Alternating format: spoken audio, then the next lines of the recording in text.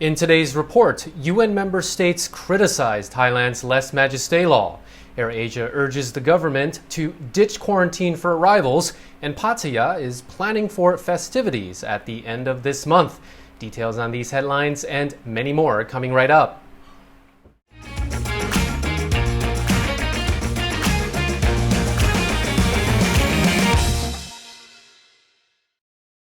You're watching Thailand News Today, bringing you the latest headlines in Thailand and beyond. If you want to take advantage of sales up to 90%, click the link in the description below to visit Lazada and check out the annual November 11th shopping sale. All right, first story. Following criticism from a number of UN member states, the Thai government has defended the country's controversial Lese Majeste law.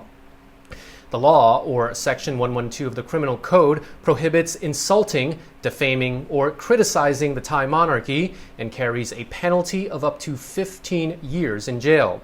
Reuters reports that yesterday, a number of UN member countries voiced concern about Thai activists being arrested for calling for reform. The arrests and attempted quashing of protests has led to allegations of human rights violations. At yesterday's meeting of the UN Human Rights Council, several countries called on the Thai government to amend the harsh Lese Majeste law.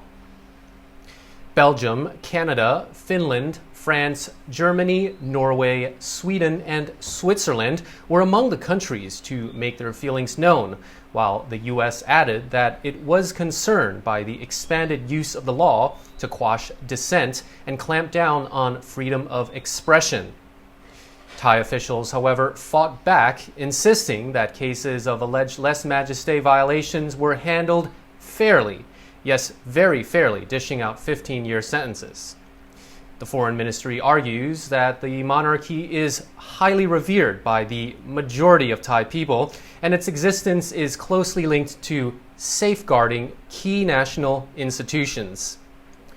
Reuters reports that since pro-democracy protests began last year, at least 156 activists have been charged with Lese Majeste offenses, including 13 minors. Yesterday, the Constitutional Court ruled that 3 activists who had called for royal reforms and for the law to be abolished were guilty of violating the Constitution and plotting to overthrow the monarchy. The ruling carried no punishment, but the protesters have been ordered to end all such activities. All 3 have denied the accusation. Thailand's road safety record is once again up for discussion with the launch of yet another safety campaign. And in this instance, officials are focusing on motorbikes, which count for the vast majority of road traffic accidents in the kingdom. According to a report, around 80% of bike accidents result in deaths. Since January of this year, over 10,900 people have died in motorcycle accidents across the country.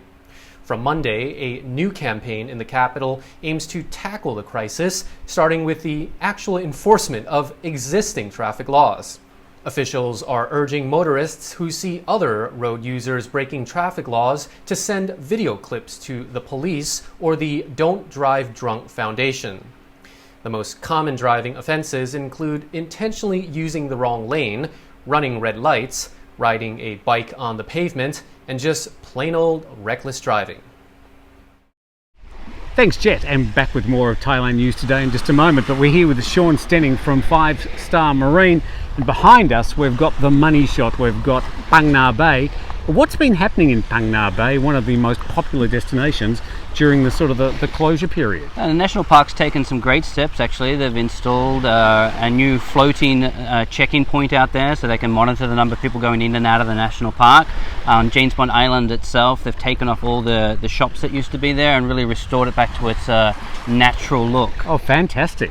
All right, so what else can you do in Pangna Bay? James Bond Island is the famous location, but there's plenty else out there. Yeah, certainly it's one of 40 plus islands out there, and I say James Bond Island is fantastic, but the other 40 are probably even more beautiful. You can go kayaking through the mangroves, exploring under the caves, swimming in some of the lagoons. It's really just a great spot out there. So the story is that Thailand is reopening, Phuket's open, and the islands are open. Exactly right, and now is the time to get out to explore because the sea is nice and calm, the weather's looking good, and we're still at low tourist numbers.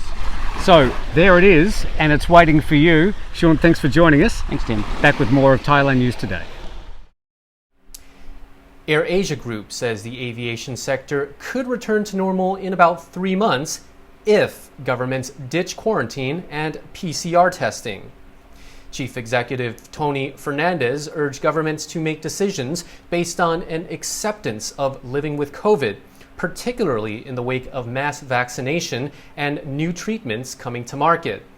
The AirAsia boss adds that it could take between 6 and 9 months for his airline to recover to pre-pandemic levels, particularly if China continues to pursue its zero COVID strategy.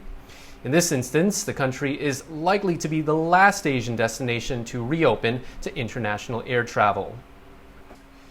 Contrary to rumors of cancellation, Pattaya officials have confirmed again that the city will hold a Loi Krathong festival on November the 19th. The city confirmed that it is prepared to host the event, featuring eco-friendly Krathong boats to float in the water, as well as contests, Thai shows, and live music.